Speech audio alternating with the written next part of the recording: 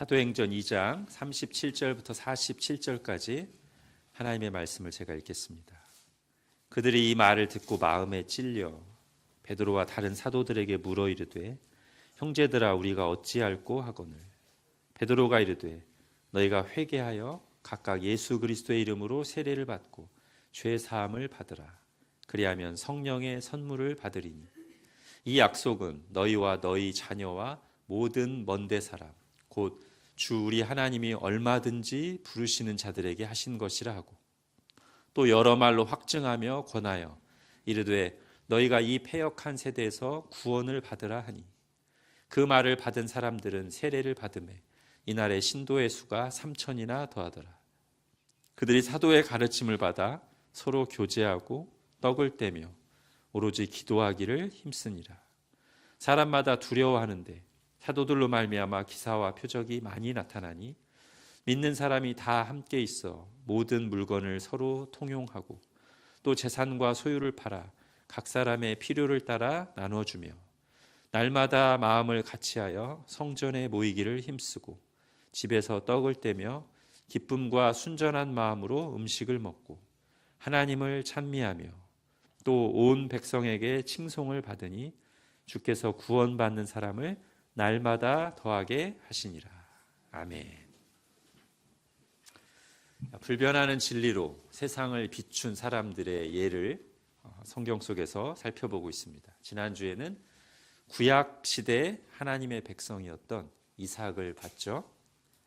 흉년이라는 생존의 위기가 닥쳤을 때, 그리고 블레셋 사람들의 거듭되는 갑질로 고통을 겪는 중에도 불변하는 하나님의 약속을 붙잡고 순종했습니다.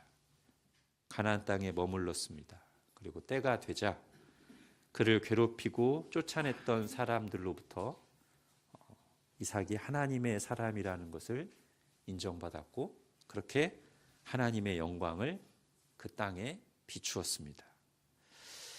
자, 그러면서 중요했던 말씀이 있죠. 제가 중요하다고 말씀드렸던 이삭의 아버지 아브라함을 부르실 때 하나님이 주신 약속의 말씀입니다.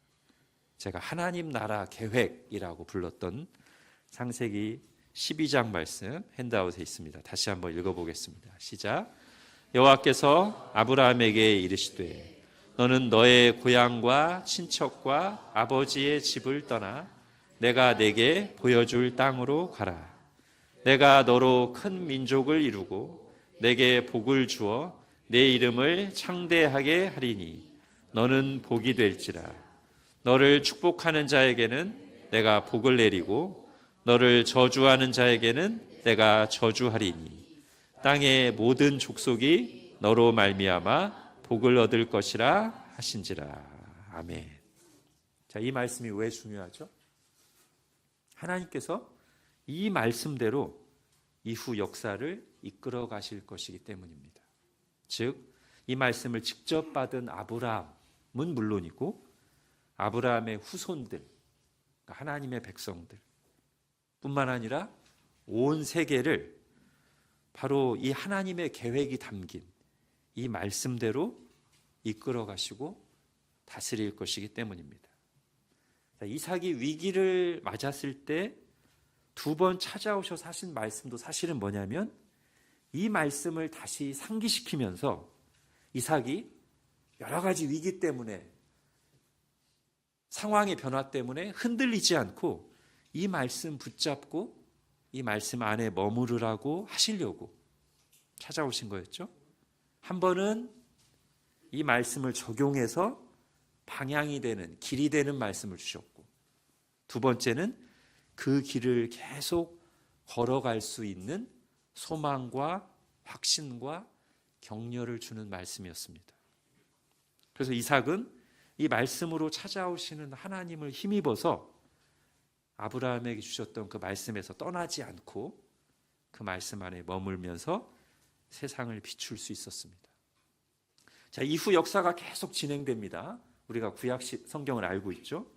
많은 사건들이 있었습니다. 세상도 많이 변했습니다.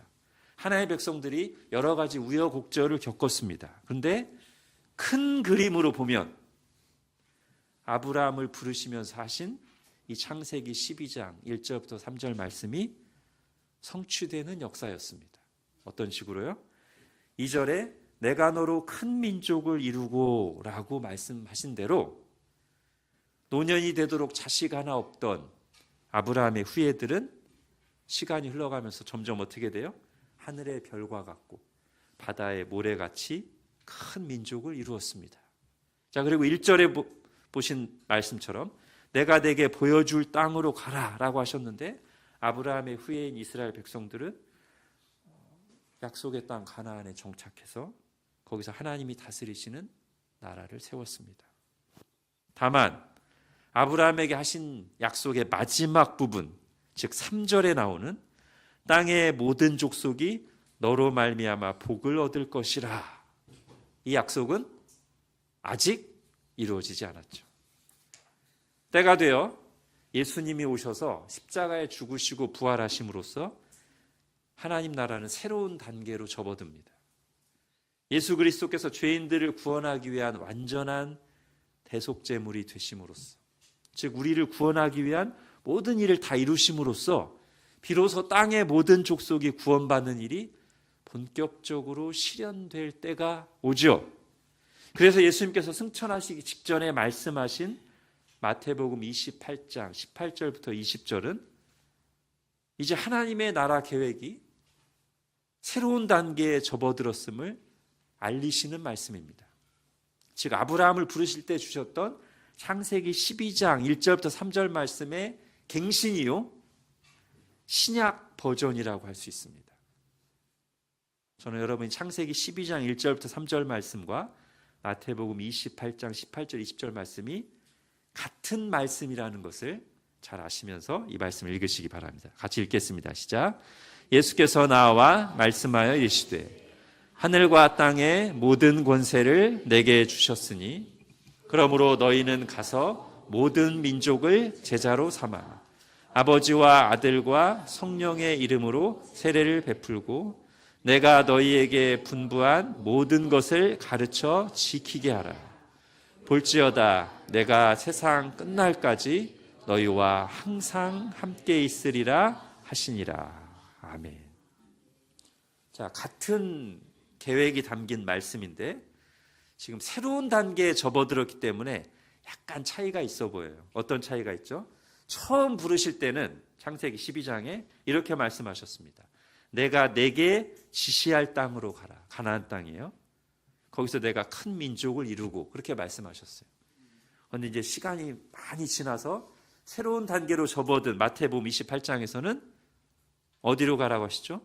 너는 가서 모든 민족을 제자로 삼아라고 말씀하십니다. 그렇지만 뭐는 동일해요?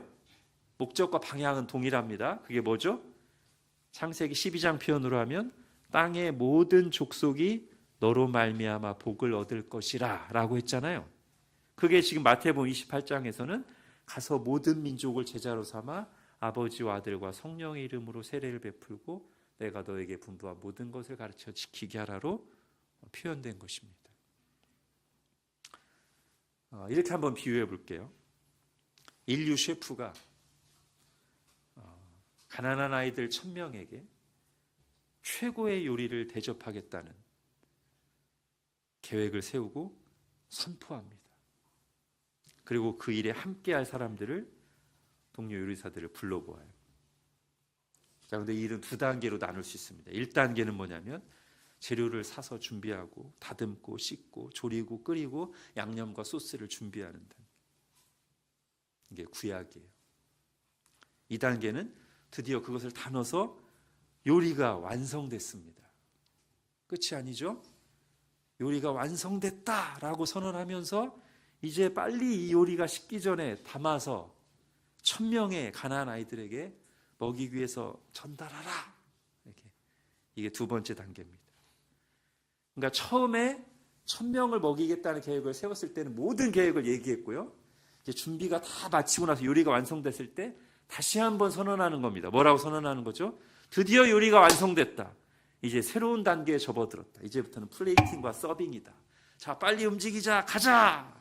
이게 말하자면 마태복음 28장 18절부터 20절 말씀이라는 거예요.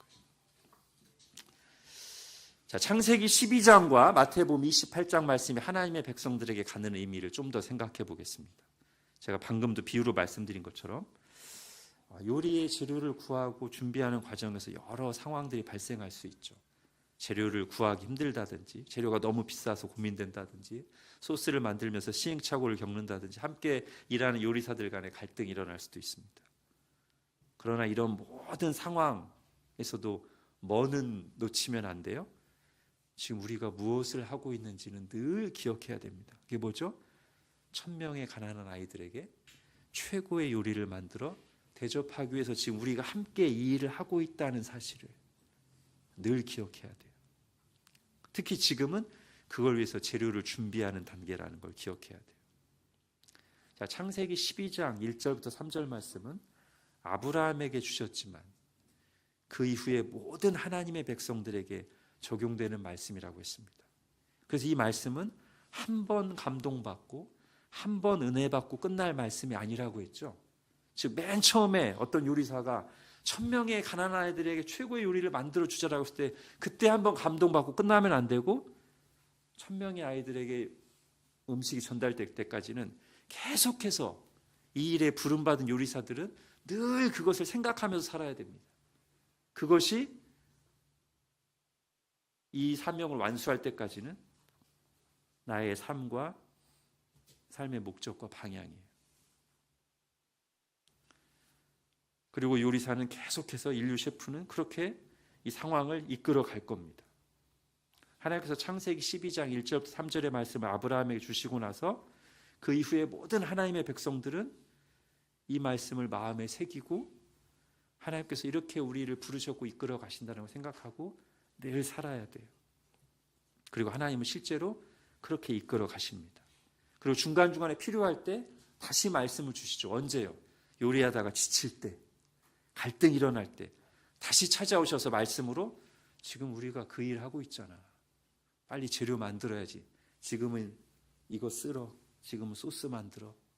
힘내. 이렇게 하나님이 계속 중간중간에 말씀으로 찾아오셔서 방향도 가르쳐 주시고 격려도 해 주신다는 거예요. 그게 지난주에 우리가 살펴본 겁니다. 이삭에게 하신 말씀. 마찬가지예요. 예수님이 오신 이후 하나님의 백성들은 창세기 12장 1절부터 3절 말씀을 간직하고 있을 뿐 아니라 거기에 더해서 이제 새로운 단계로 접어들었기 때문에 마태복음 28장 18절에서 20절 말씀을 우리의 중요한 방향으로 삼고 살아가야 되는 것입니다. 요리가 완성됐어요. 식기 전에 그릇에 담아서 1000명의 아이들에게 배달해야 돼요. 그때까지는 이 일에 다른 데 한눈 팔지 말고 이 일에 전념해야 됩니다. 자, 마태복음 28장에서 주목할 단어가 하나 있습니다. 다시 보십시오. 핸드아웃에. 맨 마지막에 나오는 세상 끝날까지라는 단어입니다. 하나님께서 이 말씀대로 세상 역사를 주관하시고 교회를 이끌어 가시는 일이 언제까지 유효하다는 거예요? 세상 끝날까지입니다. 세상 끝날이 언제입니까? 예수님이 다시 오시고 최후 심판과 새하늘과 새 땅이 이루어질 때까지예요. 그때까지 수많은 역사의 사건들과 우여곡절이 있겠지만 이 목적과 방향은 변하지 않는다는 겁니다. 유럽 인구의 3분의 1을 앗아간 패스트 같은 대재앙이 일어날 수도 있습니다. 중세 사회를 붕괴시킨 르네상스와 종교개혁 같은 일들이 일어날 수 있습니다. 인간의 삶의 구조와 패턴을 완전히 바꿔버린 산업혁명 같은 일들이 일어나기도 합니다. 그리고 인류의 희망, 인간에 대한 낙관적인 기대를 송두리째 무너뜨린 1, 2차 세계대전 같은 일들도 일어납니다. 그리고 최근에는 인터넷과 세계화 현상까지 포스트 모던이라는 세계 풍조가 일어날 수도 있습니다. 그리고 우리 앞에 또 다른 격변이 기다리고 있죠. AI가 가져올 변화는 지금까지와는 차원이 다를 거라는 예측하는 소리들이 많이 들려옵니다. 그럴 수 있습니다. 우리의 삶에 지금까지보다 훨씬 더 큰 변화가 올 수도 있습니다. 그러나 하나님께서 마태복음 28장 18절부터 20절을 역사의 목적과 방향과 중심 줄기로 삼고 이끌어 가신다는 사실은 변함이 없습니다. 무슨 뜻입니까? 인간에게 어떤 급진적인 변화가 일어난다고 해도 인간의 진짜 문제는 죄의 문제고, 거기에서 구원받을 수 있는 유일한 길은 예수 그리스도의 복음밖에 없다는 사실에는 변함이 없습니다. 그래서 교회가 이 시대 내내 어떤 일들이 일어나도, 대재앙과 르네상스와 산업혁명과 세계대전과 AI 혁명이 일어나도 교회가 목적과 방향으로 삼고 나아갈 길은 어디에 기록되어 있어요? 마태복음 28장 18절부터 20절에 기록되어 있습니다. 사람들은 늘 눈에 보이는 것에서 구원의 길을 찾으려 하거나, 어떤 변화가 생기고 나면 인간의 문제는 죄 문제가 아니라 다른 어떤 것이라고 생각하거나, 그래서 싸워야 될 대상을 사탄이 아니라 눈에 보이는 다른 것들을 적으로 규정하고 싸우곤 합니다. 저는 AI가 가져올 급진적인 변화가 특히 그런 착각을 불러올 가능성이 매우 크다라고 생각합니다. 즉, 사탄은 늘 자기 자신을 감추고 눈에 보이는 다른 것으로 우리를 속이기를 잘하는데, 구원의 방법에 대해서 속이거나 우리가 싸워야 될 대상에 대해서 속이는 일을 계속 해왔는데, AI야말로 사탄이 그런 거짓말을 하기에 아주 좋은 도구가 될 수 있겠다라는 생각을 합니다. 어떤 점에서 그러냐? 여러분, AI에 대한 양극단의 예상이 있죠. 어떤 사람들은 AI가 인간의 모든 문제를 해결해 줄 것이라는 낙관적인 기대를 가지고 있어요. 예를 들면 알파고를 만든 하사비스인가요? 이름이? 그 사람은 실제로 그렇게 생각하는 것 같습니다. 그 사람을 비롯한 실리콘밸리의 최첨단 과학자들 일부는 AI가 인간의 모든 문제, 질병 문제, 경제 문제, 심지어 죽음의 문제까지 해결하는 유토피아가 올 것이다 라는 기대를 내놓습니다. 한마디로 AI를 구원자로 기대하는 거죠. 그러나 또 한쪽 편에서는 유토피아가 아니라 디스토피아를 얘기합니다. AI가 인류를 지배하고 멸망시킬 것이다. 즉 AI를 또 누구로 예상하는 거예요? 인류에 대한 심판자로 예상하는 겁니다. 한쪽은 AI를 구원자로, 한쪽은 AI를 심판자로 예상합니다. 그런데 이게 바로 사탄이 거짓말하기 아주 좋은 도구라는 거예요. 여러분, AI는 인간을 구원할 수도 없고요, AI가 인간의 심판자가 되어 멸망시키는 일도 단연코 없습니다. 심판하시는 주권은 하나님께만 있습니다. 구원하시는 분도 오직 하나님이십니다. 그리고 인간에게 필요한 구원은 죄와 심판에서의 구원입니다. 이 사실은 변하지 않습니다. 그러니 교회가 할 일, 교회가 세상을 비추기 위해서 가장 우선에 두고 할 일은 뭐냐? 우리를 죄에서부터 구원하는 유일한 길, 예수 그리스도의 복음을 전하는 것입니다. 그리고 그때 일어나는 전쟁의 본질은 뭘까요? 바로 그것을 방해하고 우리의 싸움의 대상을 속이는 마귀 사탄과의 영적 전쟁입니다. 이 사실, 이 흐름은 바뀌지 않습니다. 언제까지요? 세상 끝날까지요. 예수님이 다시 오실 때까지요. 하나님은 마태복음 28장 18절부터 20절 말씀대로 교회를, 세상을, 역사를 이끌어 가시고 완성하실 것입니다. 그리고 그걸 위해서 성령님이 오셨습니다. 자, 오늘 본문 사도행전 2장은 바로 그 성령님이 오신 역사적인 사건을 기록하고 있는 본문입니다. 성령님이 오셔서 하신 일은 세상이 추구하는 방향과는 정반대예요. 즉 환경을 바꿔서 사람, 인류의 문제를 해결하는 게 아니라 사람을 바꿔서, 각 사람을 바꿔서 하나님의 뜻을 성취하는 것이 성령님이 하시는 일입니다. 오늘 본문이 그걸 보여줘요. 자, 어떤 이들은 이 사도행전 2장 앞부분에 나오는 눈에 보이는 현상에 주목하곤 합니다. 뭐죠? 사람들이 막 방언을 얘기한 거예요. 성령이 임하시니까. 근데 여기 나오는 방언은 이 번역을 좀 방언이라고 안 했으면 좋았을 텐데. 외국어죠? 자, 지금 사도행전 2장에 사도들이 성령님을 임해서 성령을 받고 각 사람이 난 곳 방언으로 얘기했다고 했는데 오늘날로 말하면 외국어란 말이에요. 선교사님들이 나가서 외국어를 배워서 선교를 하듯이 이때는 성령님의 능력으로 자기가 몰랐던 외국어를 막 말했어요. 그러니까 이 본문을 보고서 방언의 은사를 사모해야 된다든지 이런 식으로 가면 본질을 놓치는 거예요. 중요한 건 그게 아닙니다. 성령님이 오신 이 역사적인 날에 사도들이 각 나라 언어로 복음을 말하게 하신 이 사건은 아브라함 때부터 약속하신 일이 역사적으로 성취되는 결정적인 단계에 이르렀다는 걸 보여주는 상징이란 말이에요. 어떤 약속이요?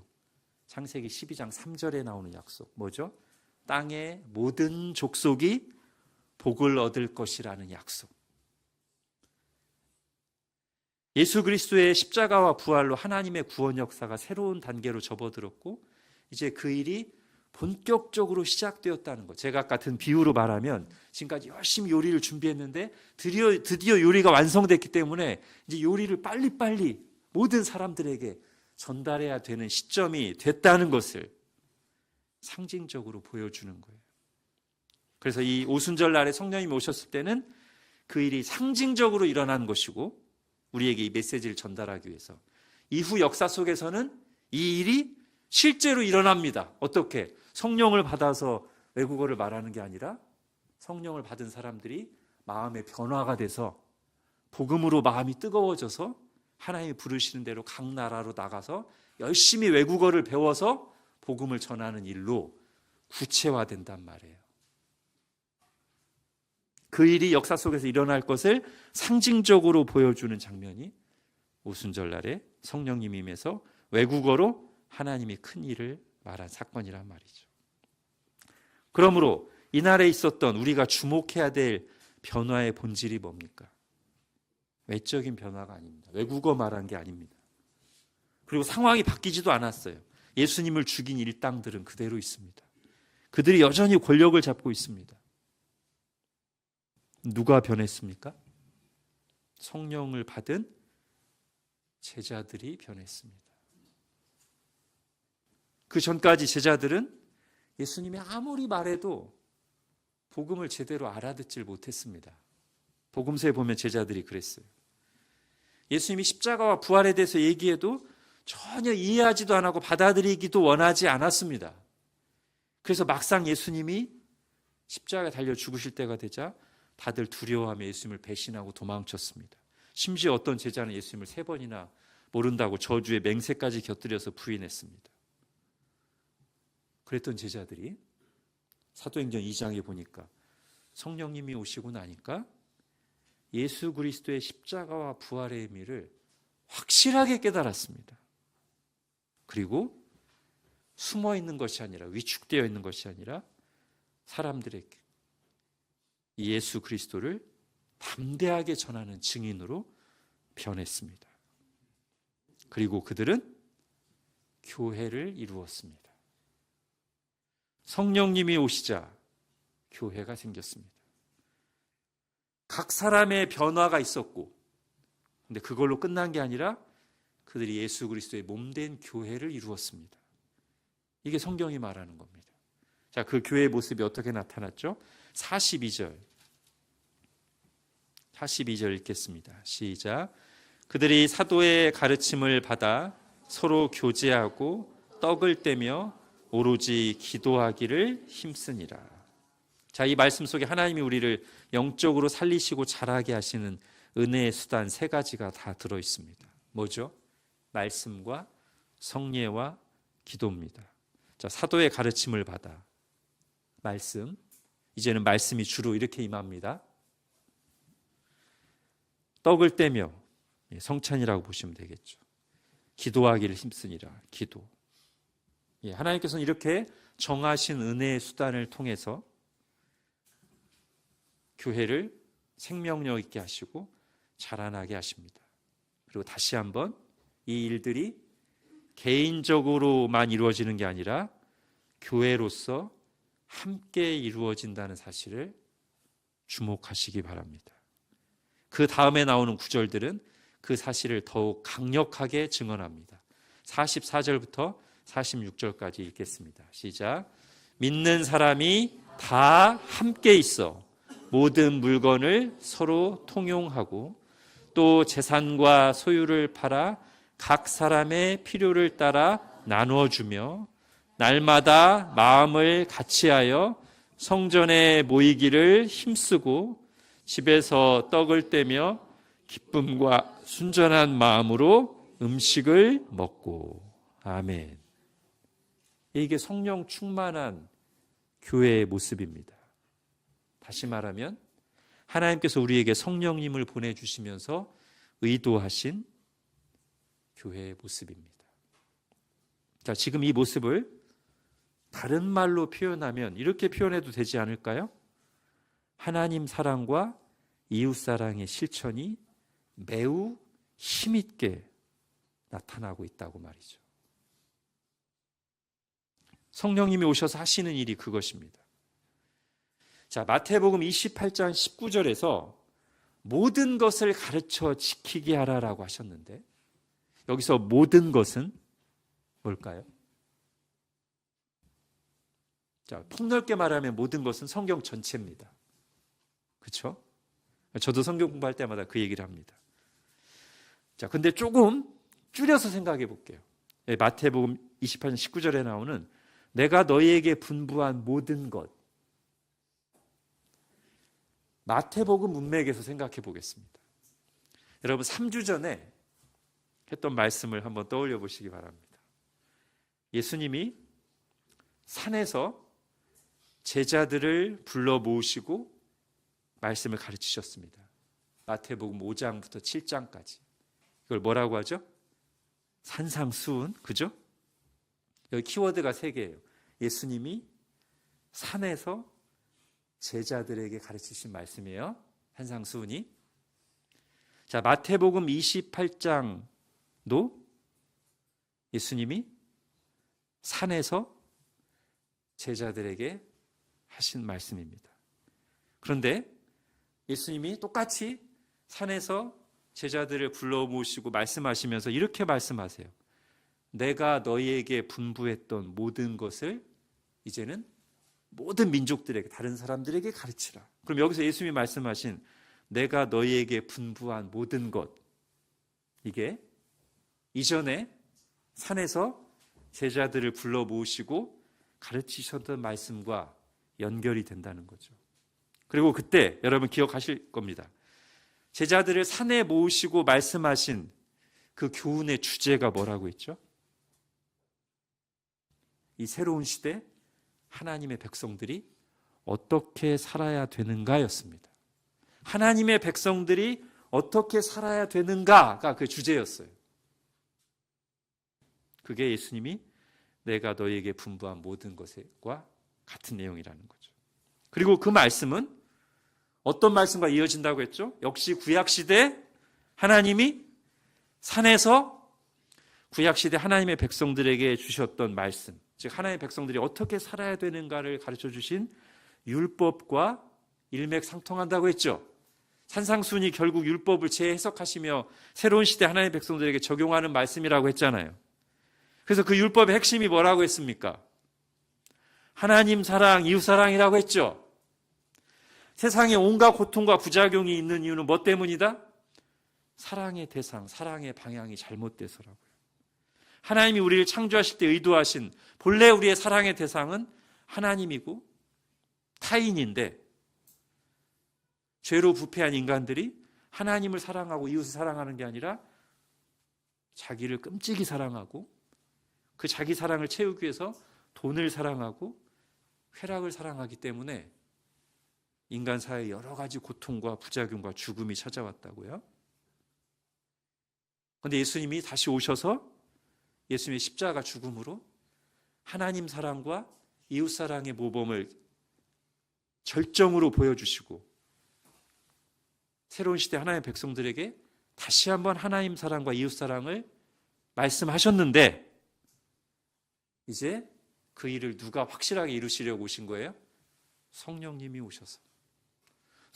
오셔서 예수 그리스도께서 이루신 구속을 우리에게 적용시키면서 우리를 변화시키셔서 먼저는 우리로 하여금 하나님과의 관계가 회복되게 하셔서 하나님을 사랑하게 하시고 그 다음에는 오늘 사도행전 2장에서 본 것처럼 그렇게 우리가 하나님으로부터 엄청난 사랑을 받은 사람이라는 것을 깨닫고 서로 사랑하고 이웃사랑을 실천하는 길로 나아가게 하신다는 거예요.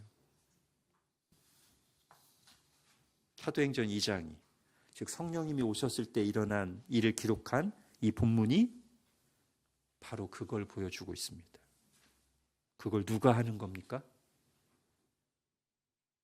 교회가 하는 것입니다. 다시 정리.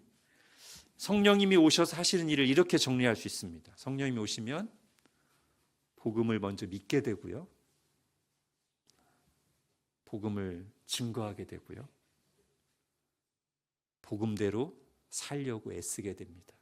그리고 복음대로 산다는 것은 다른 말로 정리하면 하나님 사랑, 이웃 사랑입니다. 자, 오늘 본문은 성령님이 오셨을 때, 성령으로 충만할 때 초대교회, 예루살렘 교회가 그렇게 살았다는 것과 함께 마지막 절에서는 47절에서는 그렇게 함으로써 교회가 세상을 비추었다는 것을 증언하고 있습니다. 47절 같이 읽겠습니다. 시작. 하나님을 찬미하며 또 온 백성에게 칭송을 받으니 주께서 구원받는 사람을 날마다 더하게 하시니라. 아멘. 예, 온 백성에게 칭송을 받으니. 우리 마태복음 5장 16절에 나오는 너희 빛을 비추어서 사람들로 하여금 하늘에 계신 너희 아버지께 영광을 돌리게 하라라는 일이 또 여기서 이렇게 열매를 맺고 있습니다. 그리고 하나님은 그 교회를 통해 어떤 일을 계속 이루어 가십니까? 주께서 구원받는 사람을 날마다 더하게 하시니라. 예, 창세기 12장에 말씀하신 그리고 마태복음 28장에 말씀하신 일을 계속 교회를 통해서 이루어 가신다는 거예요. 이 흐름과 이 원리는 언제까지 계속된다? 세상 끝날까지.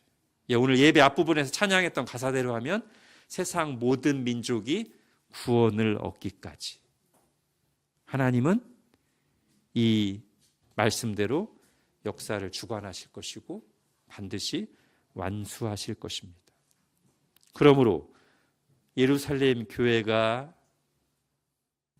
그랬던 것처럼 오늘 이 시대는 우리가 똑같은 방식으로 교회로서 존재하면서 그리고 똑같은 일에 헌신함으로써 이 일을 하면서 세상을 비추어야 하는 것입니다.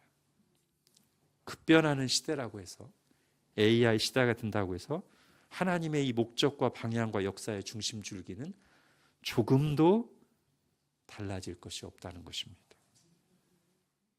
하나님은 하나님의 뜻을 이루실 거예요. 그 누구도 그 무엇도 하나님의 뜻을 거스르거나 막을 수 없습니다. 결국 복음은 모든 민족 가운데로 퍼져나가서 하나님이 택하신 모든 사람들이 구원을 받을 것입니다.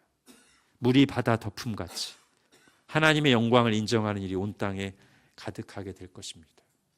교회는 먼저 그 하나님이 하시는 일 속에서 부름받아서 복음을 믿고 복음을 전하며 복음대로 삶으로써 세상을 비추도록 부름받은 하나님 나라 공동체, 복음 공동체입니다. 이렇게 말할 수 있겠습니다. 하나님은 복음으로 교회를 낳으셨고 교회는 복음으로 세상을 비춘다. 하나님이 우리에게 복음을 비추셔서 어두운 데 있던 우리를 불러내시고 살리셨듯이 교회도 어두운 세상에 어떤 빛을 비춰야 됩니까? 복음의 빛을 비춰야 됩니다. 우리가 하나님께 받은 최고의 선물이 복음이듯이 교회가 세상에게 줄 수 있는 최고의 선물도 복음입니다. 그러므로 교회가 빛을 비추지 않고 짠맛을 잃어버렸다고 할 때 제일 첫 번째는 뭐겠습니까? 교회가 복음을 잃어버리고 더 이상 교회 안에서 복음이 선포되지 않고 더 이상 교회가 세상을 향해서 복음을 말하지 않을 때 그 교회는 짠맛을 잃은 교회고 빛을 비추지 않는 죽은 교회인 것입니다. 그러나 교회 안에서 복음이 선포되고 교회가 어떻게든지 복음대로 살려고 애쓰고 기회가 있을 때마다 사람들에게 한 명이라도 더 구원하려고 복음을 비추려고 한다면, 전하려고 한다면 그것이야말로 교회가 빛과 소금의 사명 중에 제일 첫째 되는 사명을 감당하고 있는 것입니다. 그리고 성령님은 바로 그 일을 하시려고 오셨습니다.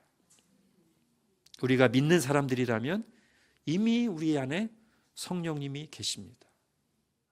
그런데 성경은 또한 이미 성령님이 내주하시는 신자들을 향해, 교회를 향해서 이렇게 명령합니다.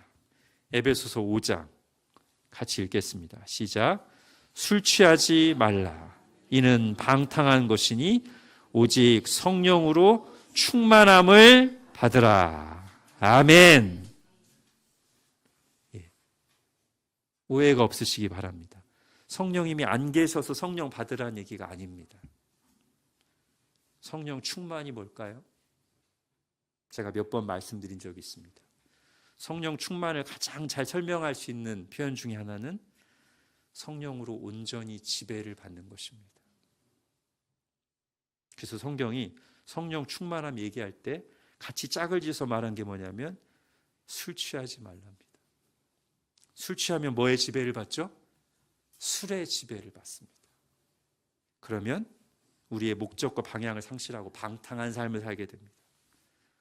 그러나 성령으로 충만하면, 성령의 지배를 받으면 사도행전 2장에 나오는 사람들처럼 성령님이 오시자마자 무슨 일이 일어났어요? 성령의 말하게 하심을 따라 말했습니다. 무슨 뜻이죠? 성령의 지배를 받았다는 뜻이에요. 그렇다고 해서 우리 이성과 감성, 의지가 다 없어진다는 뜻은 아닙니다.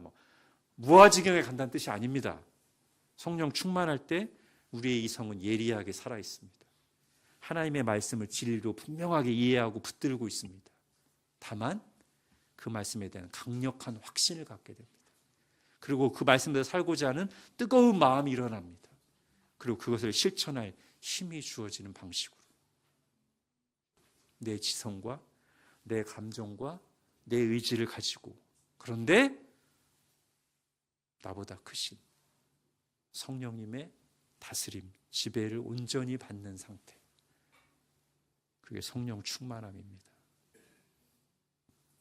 이게 어떤 의미가 있겠습니까? 성령님이 인격적으로 역사하시는 뜻입니다. 즉 성령님이 우리 안에 계시지만 우리가 계속 술 취하고 불순종하고 거부하면 우리 성령의 지배를 받지 않는 상태일 수 있다는 뜻입니다. 신자들이 얼마든지 성령 충만하지 않을 수 있어요. 성령의 지배를 받지 않을 수 있습니다. 자기의 감정과 세상 풍조를 따라 살아갈 수 있습니다. 신자들이, 그것도 성령님이 내주하시는 신자들이 그럴 수 있어요. 그래서 바울이 다른 곳에서 성령의 불을 끄지 말라고 했죠. 개역 개정성경에는 성령을 소멸시키지 말라고 했습니다. 우리가 어떻게 성령님을 소멸시킵니까? 성령의 불을 끄지 말라는 거예요. 우리가 불을 끌 수 있다는 것입니다. 성령님이 계시지만 거의 안 계신 것 같은 상태로 신자들이 살 수 있다는 거예요. 그게 신자들의 가장 비참한 상태입니다. 그 불이 거의 꺼져갈 때쯤에 우리는 두려움을 느낍니다. 참 신자라면 내가 이러다 구원받지 못하는 거 아닌가? 나 구원받은 신자 만나 하는 두려움이 강하게 몰려옵니다. 참 신자라면. 그리고 그 두려움이 우리로 다시 각성하게 합니다. 근데 우리가 꼭 거기까지 가야 되겠습니까? 비실비실 살다가 거의 죽을 상태가 돼서 나 이러다 구원 못 받는 거 아니야? 이러다 정신 차리는 상태를 반복해야 되겠습니까? 성경은 말합니다. 술 취하지 말라. 이는 방탕한 것이니 오직 성령으로 충만함을 받으라. 이미 우리에게 오신, 이미 우리와 함께 하시는 성령님의 다스림을 온전히 받으라.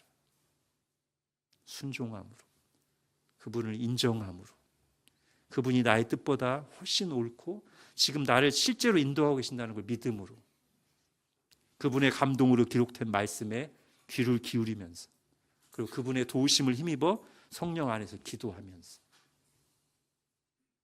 그렇게 성령으로 충만함을, 성령님의 지배를 받으라고 우리에게 말하고 있습니다.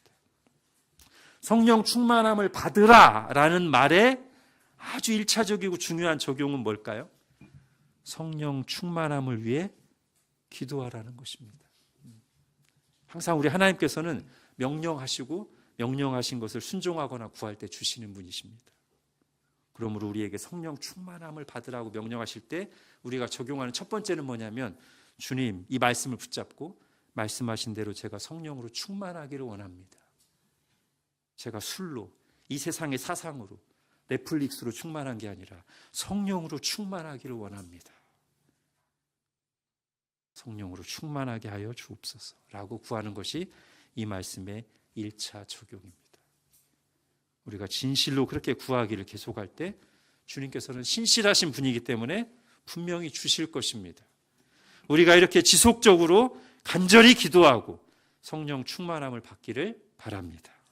그리하여 복음을 확신하고 복음을 전하며 복음대로 살면서 이 급변하는 시대, 두려워하고 불안해하는 사람들, 어떻게 살아야 될지 모르는 이 세상을 향해 빛을 환히 비추는 저희 교회가 되기를 바랍니다. 기도하겠습니다. 하나님, 오늘 또 말씀에서 불변하는 진리로 세상을 비춘 한 예를 봅니다. 특별히 오늘 말씀에서는 그 일을 할 수 있었던 것, 그 일을 강력하게 할 수 있었던 원천이, 원동력이 우리의 힘과 의지가 아니라 성령님으로 되었다는 사실을 다시 한번 봅니다. 주님께서 말씀하신 것처럼 이는 힘으로 되지 아니하고 능력으로 되지 아니하고 오직 나의 영으로 된다고 하셨는데 오늘 말씀에서 그것을 봅니다. 그리고 우리가 그것을 사모합니다. 하나님, 저희가 다른 것으로 취해 있지 않고 다른 것들의 지배를 받지 않고 다른 것으로 충만해서 방탕하게 우리의 인생을 허비하고 하나님의 부르심과 상관없는 삶에 우리에게 주신 것들을 낭비하지 않게 해주시고 오직 성령님으로 충만하여 복음을 굳게 확신하고 복음에 나타난 하나님의 사랑으로 우리의 마음이 뜨거워져서 오늘 본문에 초대교회 예루살렘 교회가 그랬던 것처럼 하나님 사랑과 이웃 사랑을 적극적으로 실천하며 세상을 비추는 세상의 빛으로 살게 하여 주옵소서. 예수님의 이름으로 기도합니다. 아멘. 들으신 말씀 생각하면서 찬송가 510장 부르겠습니다.